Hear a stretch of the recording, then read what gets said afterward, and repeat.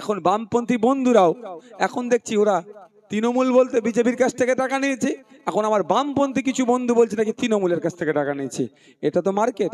বামপন্থী বন্ধুরা পশ্চিমবাংলায় কত বছর শাসন কার্য চালিয়েছে? 34 বছর। আমি একটা ডিবেটে বলেছি, এই প্রসঙ্গ যখনই উঠেছে সেখানে কংগ্রেসের নেতা ছিল, সিপিএম এর নেতা ছিল, বিজেপির ছিল, তৃণমূলের ছিল। আমি 4টে নেতাকে বলেছি। বিজেপির নেতাকে বলেছি আপনারা আমাকে টাকা দিয়েছেন, তৃণমূলের নেতাকে বলেছি আপনারা আমাকে টাকা দিয়েছেন। একজন 10 বছর দেশ চালাচ্ছেন, একজন 13 বছর রাজ্য চালাচ্ছেন, একজনরা 60 বছর দেশ 25 বছর রাজ্য চালিয়েছেন, আর একজনরা 34 বছর দেশ রাজ্য চালিয়েছেন। আপনারা আমাকে একটু যুক্তি দেন, এত টাকা রাখবো কোথায়? সুইস ব্যাংকে কিভাবে অ্যাকাউন্ট হয় সেটা আমাকে একটু বলে দেন। টাকাটা রাখতে হবে তো, নাহলে এর ওর বান্ধবীর খাটের নিচে রাখবো সে টাকা। বান্ধবীর খাটের নিচে রাখলে এর ওর তো বেরিয়ে যাবে, তো লাভ হবে কি? নিয়ে লাভ হবে কি? তো বলেছি সুইস ব্যাংকে কিভাবে অ্যাকাউন্টটা একটু শিখিয়ে দেন, ওখানে রাখবো। ব্যাপারটা হচ্ছে কিছুই না, পেরে উঠতে পারছে না আইএসএফ নওশাদ সিদ্দিকীদের সাথে। আমাদের ক্লিয়ার মেসেজ। আমাকে বারবার প্রশ্ন করে আপনি মুসলমানের উপকার করতে এসেছেন? আমি বলি আমি মানুষের উপকার করতে এসেছি। যে দলিত, যে আদিবাসী, কে মুসলিম আমি দেখার প্রয়োজন নেই। যে অত্যাচারী, যে বঞ্চিত, তার পাশে দাঁড়াতে এসেছে আইএসএফ। আপনারা অবাক হয়ে যাবেন, চাকরির কোটার ক্ষেত্রে ওবিসি জানেন, মুসলমানদের জন্য যেমন সংরক্ষণ আছে ওবিসি সংরক্ষণ, আদিবাসী ভাইদের জন্য এসটি সংরক্ষণ আছে, দলিত ভাইদের জন্য এসসি সংরক্ষণ আছে। এই মমতা ব্যানার্জি এত দলিত আদিবাসী মুসলমানদেরকে ভালোবাসে, ফেক সার্টিফিকেট দিয়ে যে দলিত নয় তাকে এসসি সার্টিফিকেট বানিয়ে নিয়ে, যে আদিবাসী নয় সে এসটি সার্টিফিকেট বানিয়ে নিয়ে, যে ওবিসি নয় সে ওবিসি সার্টিফিকেট বানিয়ে নিয়ে চাকরিগুলো লুট করে নিচ্ছে।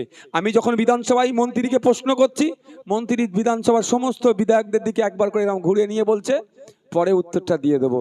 আজও পর্যন্ত উত্তর দিতে পারছে না। আর মন্ত্রী আমার কথায় উত্তর দিতে পারছে না, ও বেটাকে জেলে রাখতে হবে, নাহলে বিজেপির দালাল, তৃণমূলের এরকম বলে দেখে দিতে হবে বলছে। কিন্তু লড়াই তো করে যেতে হবে।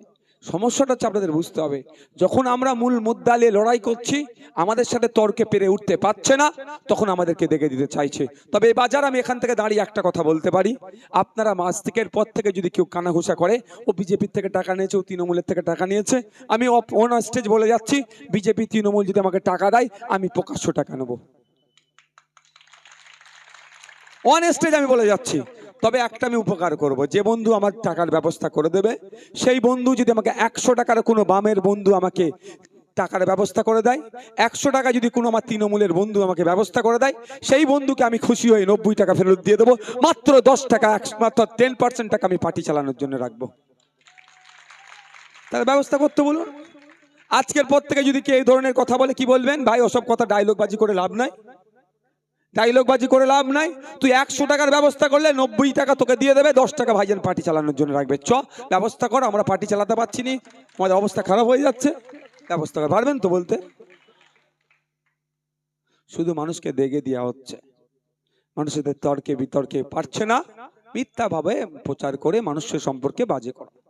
আরে যারা আজকে আস্তে আস্তে শুনছিলাম তৃণমূলের একটা কন্টায় না কন্টে একটা মিটিং হচ্ছিল রাস্তার, আস্তে আস্তে শুনছিলাম বলছে ইলেকট্রল বন্ডের টাকা নিয়ে সরকার জবাব দাও, তুমি ইলেকট্রল বন্ডের টাকা নিয়েছো বলে ওষুধের দাম বেড়ে গেছে। শুনতে খুব ভালো লাগছিল। আমি তারপরে এই স্লোগানটা দেওয়া দরকার ছিল, ইলেকট্রল বন্ডের টাকা নিয়ে আঞ্চলিক দল তৃণমূল জবাব দাও, তুমি ইলেকট্রল বন্ডের টাকা নিয়েছো বলে বিদ্যুতের বিল বেড়ে গেছে। আমি ভাবছিলাম এটা বলবে, মুখ ফসটে ওটা বললো না। তো এরা তো টাকা তোলা অভ্যেস, এরা তো আমাদেরকে দেখে দেবে, পাচ্ছে না আমাদের সাথে, এই জন্য কথা বলছে। দেখো লড়াইটা হচ্ছে মানুষের রুজি রুটির লড়াই, মানুষ খেতে পাচ্ছে না। আর নওশাদ সিদ্দিকী যদি বলে তুমি ধর্ম করো, তুমি হিন্দু মুসলমানের পলিটিক্স করো, আমি পারবো না। আমার রাম কাকু, যার সাথে আমি ছোটবেলা থেকে আমাকে কোলে পিঠে যে কাকু মানুষ করলো, যাতে সকাল বিকাল যে কাকুর সাথে আমার দেখা হয় শুধু রাজনৈতিক ফায়দা নেওয়ার জন্য, শুধু এমপি এমএলএ হয়ে পার্লামেন্টে যাব, ইনকাম করব, ক্ষমতার মসনদে বসে থাকবো বলে ওই রাম কাকুর সাথে আমাকে বিচ্ছেদ করবে, ও আমার প্রয়োজন নয়। আমার লড়াইটা হচ্ছে যারা রাজনৈতিক কারবারিরা ধর্মের নামে, বর্ণের নামে, জাতের নামে লাগিয়ে দিয়ে ভোট চুরি করতে চাইছে, তাদের বিরুদ্ধে লড়াই আমাদের আছে, জারি ছিল আর আগামী দিনে থাকবে। আমার পাশের বাড়ি রহিম চাচা খেতে পাচ্ছে না, তার রেশনটা এই দেবাংশুদের সরকার চুরি করে নিয়েছে, আর শুভেন্দু বাবুদের সরকার জব্দ করতে পারছে না, কিন্তু বলছে হিন্দু মুসলমানের রাজনীতি করো। ও হতে দেওয়া যাবে না। শুভেন্দু বাবুকে বলবো, যদি মানুষকে সত্যি ভালোবেসে থাকেন, 100 দিনের কাজের যারা দুর্নীতি করেছে সেই বেটাগুলোকে এখনো জেলে ঢোকাননি কেন, আগে তার জবাব দেবেন, তারপরে ভোট চাইতে আসবেন। শুভেন্দু বাবুরা বলছে দুর্নীতি হয়েছে, দুর্নীতি হয়েছে। সে তো সারা পৃথিবীর যে কোনো প্রান্তে থেকে দাঁড়িয়ে গুগলে সার্চ করলে পশ্চিমবাংলার 100 দিনের কাজের দুর্নীতি সবাই জেনে যাবে। এমন এমন জায়গা আছে বন্যা হয়েছিল, সব ডুবে গিয়েছে। মমতা ব্যানার্জি সরকার, দেবাংশু বাবুদের সরকার খাতায় কলমে একটু কাঁচা, জানেন, এরা খাতায় কলমে কাঁচা, দুর্নীতি করলেও ধরা পড়ে যায়। এটা খাতায় কলমে কাঁচা। এরা কি করেছে, যেদিনকে বন্যা আছে সেই দিনকেও লিখিয়েছে 100 দিনের এইখান থেকে অতটা মাটি ফেলেছে, এই ধরনের লিখেছে। আরে বন্যা হয়ে সব ডুবে গেছে, কোথায় কোথায় মাটি ফেলবে, এগুলো ধরা পড়ে যাচ্ছে। এত খাল খনন দেখিয়েছে, ওই মৌজাতে বলছে আর নাকি জমি নাই। মানে এত খাল, মানে টাকা তুলে খাল দেখিয়েছে, মানে এত ফুট চওড়া খাল করেছে, ওই মৌজাতে আর জায়গায় খুঁজে পাওয়া যাবে না, মানে সবই খাল হয়ে গেছে। তো এই ধরনের লেভেলের চুরি করেছে। তো শুভেন্দু বাবুদের কাজ কি ছিল? 100 দিনের কাজের আইনটাকে ঠিকঠাক করে মান্যতা দেয়া। শুভেন্দু বাবুরা 100 দিনের কাজের একটা আইনকে মান্যতা দিচ্ছে, কি, যেখানে দুর্নীতি হয়েছে কেন্দ্র সরকার সেটা তদন্ত করতে পারবে।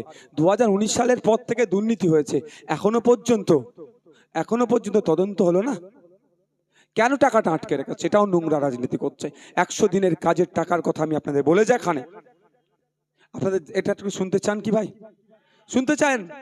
তাহলে আমি বলি, তৃণমূল বিজেপির নাটকটা একটু ধরবেন। 100 দিনের কাজের আইনে বলা আছে, আমি যদি ভুল বলি গুগলে সার্চ করলে পেয়ে যাবেন, কাজের কোনো জায়গায় দুর্নীতি হলে কেন্দ্র সরকার সেটা তদন্ত করতে পারবে। কিন্তু 3-4 বছর হতে যাচ্ছে, এখনো তদন্ত শেষ হলো না, একটা বেটা জেলে ঢুকলো না।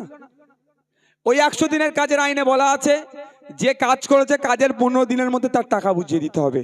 তাহলে শুভেন্দু বাবুরা কটা আইন মানছে? একটা আইন মানছে, আর দ্বিতীয় আইনটা মানছে না, কারণ এই নোংরা রাজনীতি করবে। তাই জবাব এসেছে 100 দিনের কাজের যারা করে টাকা পাননি, বা নতুন করে যারা কাজ পাচ্ছে না, তাদের বলবো আওয়াজ তুলুন, আওয়াজ তুলুন, যে যারা দুর্নীতি করেছে তাদেরকে জেলের মধ্যে রাখুন।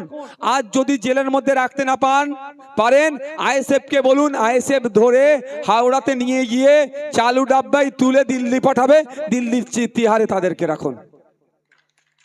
শুভেন্দু বাবুরা ব্যর্থ হলে। আর মমতা ব্যানার্জি দেখবেন, তৃণমূল দেখুন সব করে, দিল্লি চলে যায়, গান্ধীধামে আন্দোলন করছে, ডিপার্টমেন্টে আন্দোলন করছে, রাজভবনের সামনে 144 ধারা ভেঙে আন্দোলন করছে, সব করছে, পাড়ায় পাড়ায় বলছে 100 দিনের কাজ দিচ্ছে না, হ্যান দিচ্ছে না, সব করছে, কিন্তু একটা জায়গায় যাচ্ছে না। সেটা কোথায়? সুপ্রিম কোর্টে। সংবিধানে উল্লেখ আছে, রাজ্যে রাজ্যে কোনো বিষয় নিয়ে সংঘাত হলে, ধরুন আমাদের পশ্চিমবাংলার বর্ডার কোথা, আসাম বর্ডার আছে, উড়িষ্যা, যদি কোনো বিষয়ে দ্বন্দ্ব হয় রাজ্যে রাজ্যে, আমরা সুপ্রিম কোর্টে যেতে পারবো। রাজ্যের সাথে কেন্দ্রের কোনো বিষয়ে দ্বন্দ্ব হলে সেখানে সুপ্রিম কোর্টে গিয়ে মামলা করতে পারবো। তো আমাদের সাথে মমতা ব্যানার্জি দেখাচ্ছে নাকি ইচ্ছা করে টাকাটা দিচ্ছে না, তাহলে আমাদের সাথে দ্বন্দ্ব করছে। তো দ্বন্দ্বের অবসান ঘটানোর জন্য মমতা ব্যানার্জির কি উচিত হবে? সুপ্রিম কোর্টে গিয়ে মামলা করা। আপনাদের বলে রাখি, এখানে একটা কথা বলে রাখছি, আমি যদি একটা অসত্য কথা বলি, দেবাংশু বাবুরা আমাকে ছেড়ে কথা বলবে না, এটা মাথায় রাখবেন। শুভেন্দু বাবুরা আমাকে ছাড়বে না, বলে মামলা দিয়ে ওকে বেটাকে জেলের মধ্যে রাখ, ভোটের কটা দিন বাকি আছে, অন্তত এই কটা দিন ওকে জেলে ভরে রাখ, ছাড়বে না আমাকে। একটা যদি অসত্য তথ্য দিই আপনাদের, রাজস্থান সরকার এই 100 দিনের কাজ নিয়ে ডিস্টার্ব হয়েছিল ভারত সরকারের সাথে, মামলা করেছিল, রাজস্থান সরকার জিতেছে, সুপ্রিম কোর্ট গাইডলাইন দিয়েছে, রাজস্থান সরকারকে টাকা দিতে বাধ্য হয়েছে কেন্দ্র সরকার। তাহলে